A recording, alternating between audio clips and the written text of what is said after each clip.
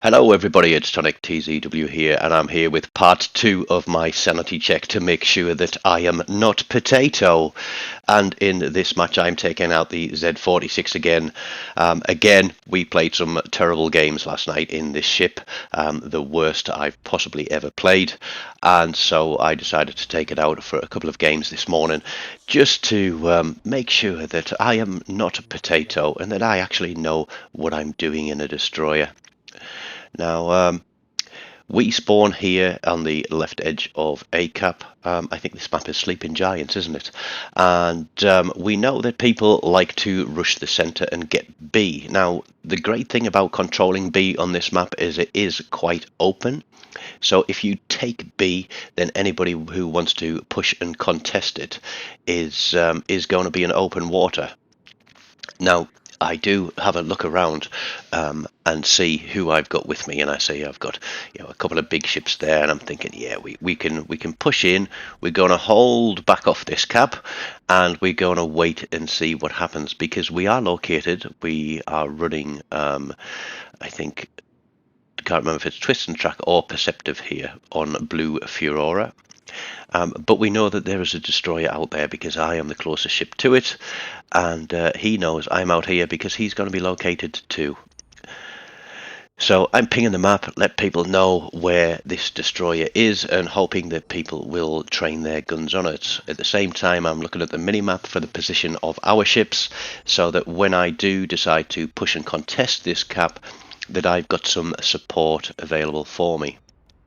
And this is one of the things that I mention time and time again in my videos, is that you are really, really reliant on support from other ships to back you up when you're in a destroyer. You've got the least hit points. You are one of the most vulnerable, and if you get focused by the enemy team, you're a little bit stuffed. Now we decide to push in because we see that the cruiser has come out from behind that island, and we're thinking, great, he's going to have his guns on. I get spotted, it's another Z-46, and I kind of like this one because we are doing to each other what I'm doing to him what I would expect him to do to me. Now, I'm waiting for him to launch his torpedoes. We're both running sonar, and I think I incorrectly said in the previous game that it's a 5K sonar, but it's not. It's 4.4. He's blind firing my smoke. He's pushing forwards. Now, I'm backing out. Those torpedoes are running towards him. He knows they're coming, but I can stay guns on him. I know he's still got one salvo of torpedoes left, but staying focused on him, and you'll see that there was pretty much zero support from any of the other ships that are on this side of the map. Now, if you look at the minimap, you'll see that one of our battleships has pushed all the way around the outside of AirCap on his own. There's a GK parked behind me, and I'm telling them to hit that Cleveland, which is the only radar cruiser in the game, and therefore should be a priority target. Radar cruisers should always be a priority. They should be focused. They should be taken off at the earliest opportunity if you want your destroyers to have a chance in taking capture points and in getting rid of some of the big capital ships for you, because that's the key to this game. Take care of the risks, and then let the little ships take care of the game. We have the speed, we have the maneuverability, we have the concealment, and we have the firepower in torpedoes to be able to make the lives of the big ships a lot easier, but we need to survive. Now, we've already lost that ship on the left flank of AirCap, and if you look at the right flank of CCAP, you'll see that the Shimakaze out there is in the middle of nowhere, unable to do anything.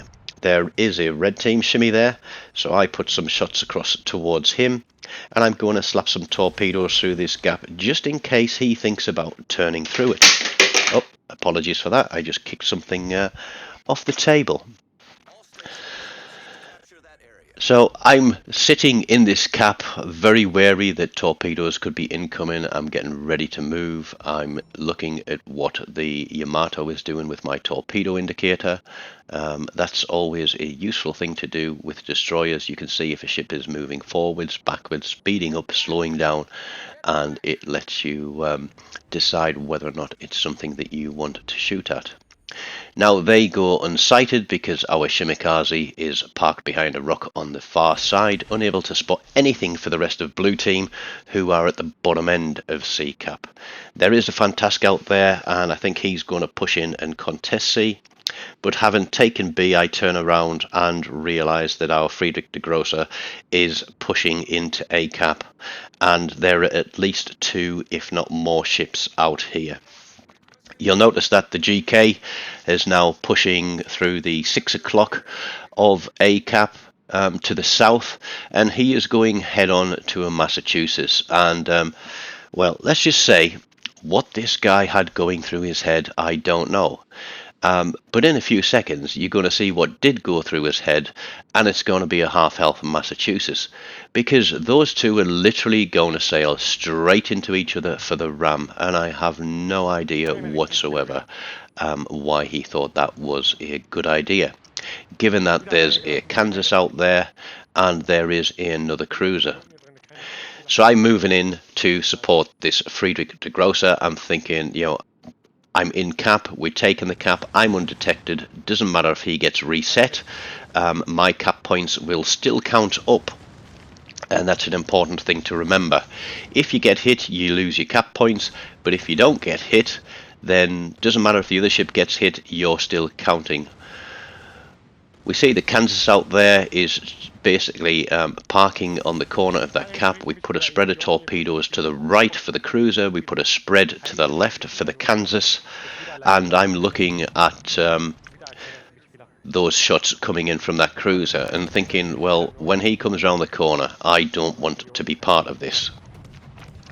The Kansas is out there, he's burning, the torpedoes are running, and this Friedrich de Grosser is not at a great angle for that Kansas, and that Kansas is going to punish him for that with one almighty salvo. Now, I don't think that guy was possibly running Will to Rebuild, because I thought he would have survived a little bit longer than that.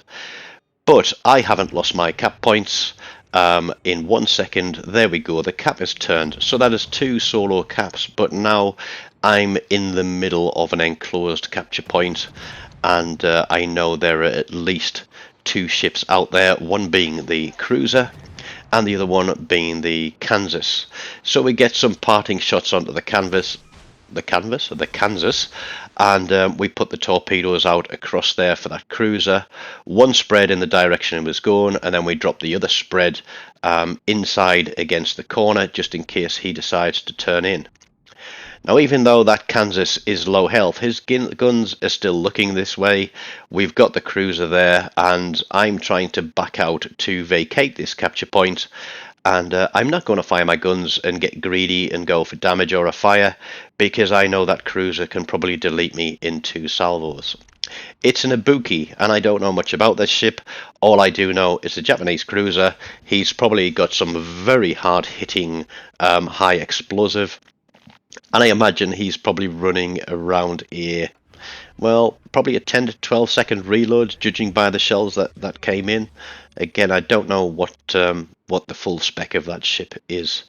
But he is pushing the cap, and so I'm going to get the hell out of Dodge and get out of here. The Kansas has pushed round to the outside of A Cap, and so I'm going to head back towards the centre of the map. Now, if you look at the top right-hand corner of the minimap, you'll see that there is our Shimikaze, and he is still sailing round with his head up his backside, trying to torpedo ships. The majority of red team that are left are on this side of the map. We know that that cruiser is pretty much full health, and I don't want to be anywhere near him. In fact, there we go, he's half health, so he did take a torpedo there. But we get a parting shot across the top as we move out of the possibility of detection, and we get a double cap defend to give us 2 solo caps and 1 cap, or sorry, 2 cap defense. And they are worth a lot of base XP in this game. So that is another reason to play these capture points hard and also to defend them, because in the end it all adds up to your final game score. Coming back out to the south of A and B caps, we get the Kansas spotted again. We put our torpedoes out there across them. And I think it's an Azuma here. Now, the Azuma did start on our side of the map, across here on A. He went all the way across to C cap, possibly to support the destroyers that were out there, but in doing so, he left us completely vulnerable on this side of the map. But he does get some shots out there. The Kansas takes another torpedo and no flood. I know that the only thing that can see me if I shoot is the Kansas, and I kind of, want to pick that one up. He shoots at the Azuma, so he did have HE loaded, he did have me spotted, but he decides to shoot at the cruiser. And the cruiser picks up the first of 3 kills in this game that he gets. I can't imagine he did a massive amount of damage on that ship there. I think I did the majority of it with those torpedoes and fires earlier. But we have the Ibuki spotted. There is a battleship, I think it's a Bismarck, at the north end of B cap there, who's pushing in because he's just running away from the Yadachi. But the Fantask, I think, has him covered as well. And as the Ibuki has his attention diverted elsewhere, I decide that I'm going to switch to AP and just see how this Z-46 fares against a cruiser. And we actually land a couple of reasonably decent salvos on it for damage. There's one hit there, goes for nearly 2,500 damage. But the Azuma picks him up as well. A really low health kill. Congratulations. It took all the effort in the world. So I was wrong, it wasn't a Bismarck, it was a Friedrich de Grosser, and there is the wall of skill from our Shimakaze, who I think that's all he's been doing is spamming out torps and wait for a reload. The Azuma picks up his 3rd low health kill of the game. We ended up with the first blood for that other Z-46 and 80,000 damage, so by no means a massive damage score on that one. But we do finish top of the board again. A single kill, 2 solo caps, 2 cap defends, and that's all it took to put me top of the board. That Azuma there, 3 kills, he finishes 3rd place, and our Shimmy finished middle of the board with 1 kill after spending all his time out there, basically chasing unicorns, I think. But there we go, my sanity check is complete. I am not a potato in the Z-46. I've been Tonic, this has been the Z-46. Take care, and I'll catch you later.